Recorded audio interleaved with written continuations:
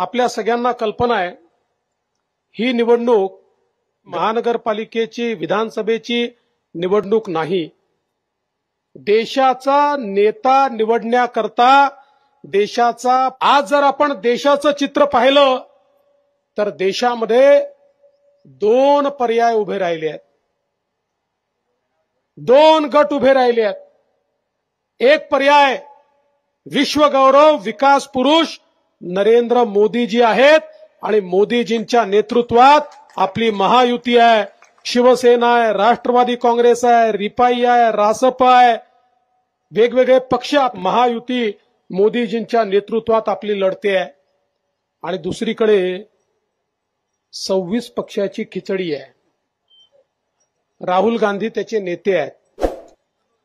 आणि काय अवस्था आहे बघा, मी नेहमी सांगतो मोदीजींच्या नेतृत्वात आमची विकासाची ट्रेन आहे, विकासाची आणि या बोग्यांमध्ये प्रत्येकाला बसायची जागा आहे। दीन दलित गोर गरीब आदिवासी शेतकरी शेतमजूर महिला अल्पसंख्याक भटके विमुक्त ओबीसी सगळ्यांना बसायची जागा ही आपल्या मोदीजींच्या ट्रेन मध्ये आहे। आणि मोदीजींचं पॉवरफुल इंजिन आहे, सबका साथ सबका विकास म्हणत आपली ट्रेन पुढे जाते। दुसरीकडे काय अवस्था आहे, त्या ठिकाणी केवळ इंजिनच आहे।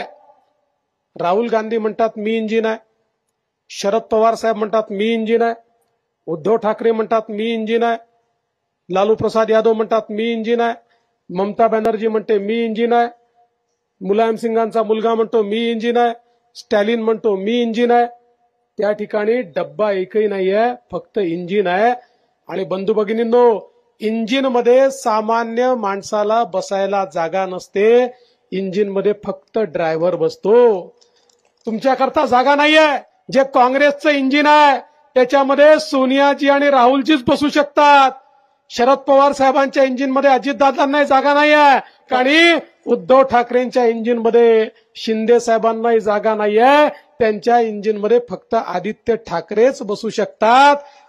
बरं, यांचं इंजिनही कसं आहे, एक इंजिन उडतं दिल्लीकडे तर दुसरा उडतो बारामतीकडे, तिसरा उडतो मुंबईकडे तर चौथा उडतो दक्षिणेकडे। पुरुष माननीय नरेंद्र मोदीजी, अरे नरेंद्र मोदीजींच्या इंजिन